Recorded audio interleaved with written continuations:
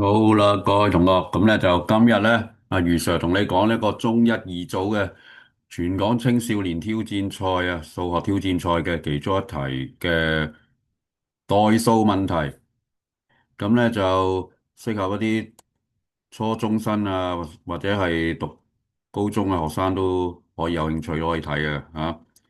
咁咧就呢條題目咧就係話咧，三個整數 x、y、z 能夠滿足到以下呢條方程，咁咧就求呢個 x、y、z 三個乘埋所有可能值嘅和。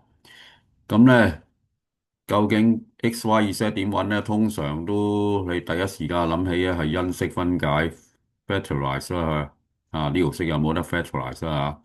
但係哇，似乎有啲困難啊嘛〜咁咧就眼見咧就好多嗰啲可以砌到一個叫平方嘅啊，即係 a 加 b 平方嘅款嘅式喎，似乎好似係啊。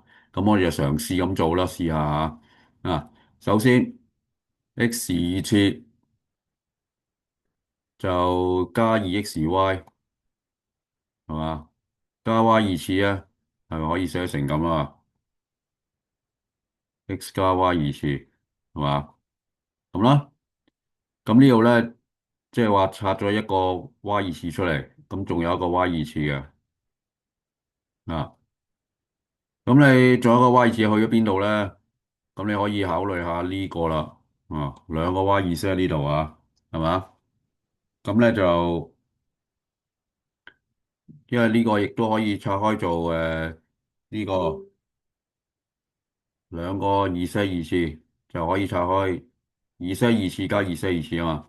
咁所以咧，我哋用咗呢個 y 二次之後，咁呢個亦都可以咧見到咧 y 二次加 y 二次咧就加二 y 二 z 啊，再加呢個二 z 二次，咪可以寫成 y 加二 z 二次咯，係嘛？啊，係未講未講點解咧？要係啲同學咯，初中生你唔知道啊，可能未必知 a 加 b 括二次係可以寫拆開到。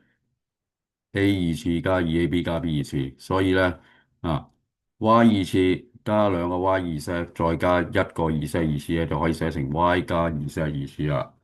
就係咁啦。咁咧即係話我哋而家咧用咗呢幾個啦喎，y 二次用咗用晒噶啦咁二 z 二次係用咗一個呢個都用咗啦，呢個都用咗啦好，跟住咧。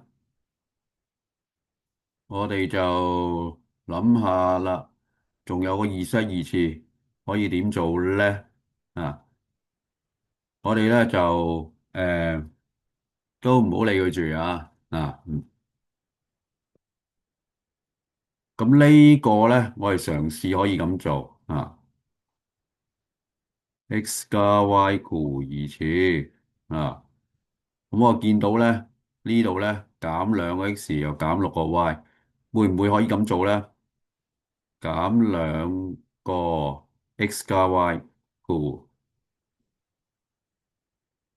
嗯，咁呢度咧減六個 y 喎，係嘛？減六個 y，咁我哋咧即係用咗呢度用咗減兩個 y，咁仲有個減四 y，而家會可能會用到嘅，咁我哋咧就查咗呢個用咗啦，係嘛？咁咧呢度咧仲有個 number，如果呢個可以整到個一加一咧。咁啊 A 二次加減二 AB 加 B 二次咧，係可以寫做即係呢條 A 減 B 嘅負二次嘅咯喎。如果係咁樣嘅話，即係你當 A 係 x 加 y，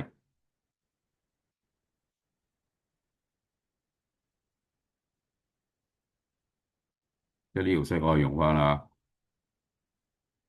呢度當一嚿嘢啊，咁一就當 B 咁樣咁咧就應該咧呢個咧可以寫成 x 加 y 就呢個因為你中間係減啊，減一括弧二次，係嘛？咁呢個一點嚟咧，十，後尾佢有個14啊嘛，係嘛？咁用咗個一先啦，係嘛？好啦，咁跟住咧，同樣道理，y 加括弧嘅誒 y 加二 z 括弧二次啊，我哋會唔會可以咁做咧？呢度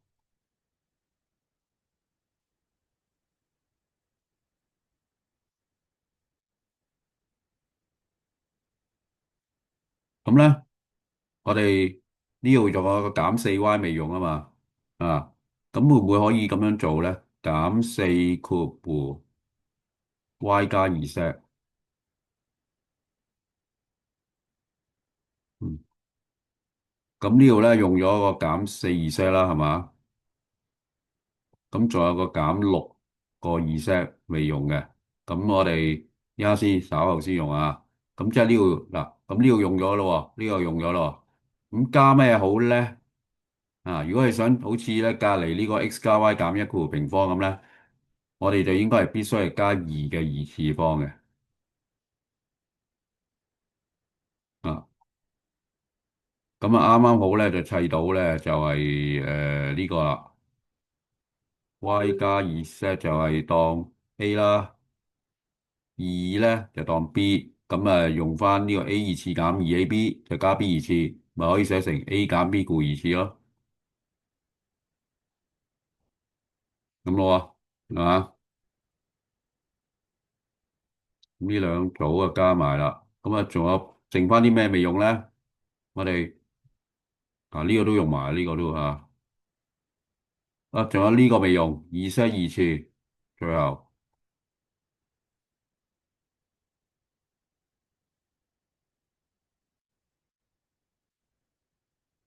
減六個二 set，六 set，呢度用咗呢度二嘅二次係四喎，呢度用埋四咯喎，咁咪剩翻九嘅喎，149加埋14啊嘛。誒，啱啱好啊，加九啊，啊，咁咧就係剩翻呢三嚿啦，係嘛？二 set 二次減六個二 set 加九，啱啱好又可以砌到咧二 set 減三嘅二負二次，因為九係三嘅二次，係嘛？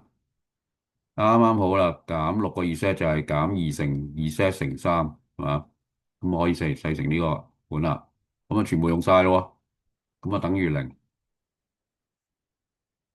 咁啊非常好啦，啊，因為全部都係平方，三個平方加埋零，咁啊任何數平方咧都唔會有負數嘅，啊，平方咗之後，咁即係換言之咧，你咩情況會等於零咧？加埋，咁啊除非呢個係零咯，呢個係零，呢個係零，即係二 set 減三係零，咁你第一時間諗到就二 set 係三啦，頭先係嘛？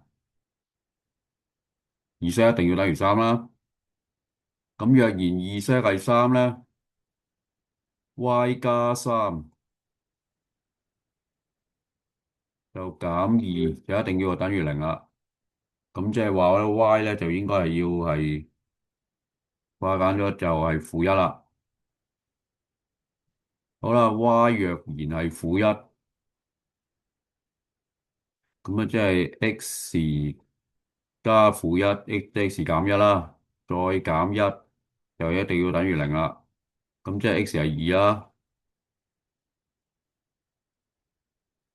啊，咁一咁冇咁啊，得一組答案嘅啫喎。佢話可能所有可能值嘅和啊嘛，其實冇其他答案噶啦。二 set 就一定係又係三喺呢個 case 嚟講啊，y 就係負一，x 就係二，三個乘埋，咁所以答案咧就應該係負六啦。最後答案二乘負一乘三，就係得一個可能嘅值嘅啫，就係乘埋負六。就係咁做啦。呢條題目啊，就主要就係利用呢個將佢變翻啲平方啊，完全平方嘅式，咁咧就可以砌到啊，唔一定因式分解嘅啊。好，咁啊呢條代數問題就睇完啦喎。中意有圖片可以分享俾其他同學仔睇啊。咁我哋余 Sir 就講到呢個為止啊，亦都可以訂閱我，歡迎訂閱啊，拜拜。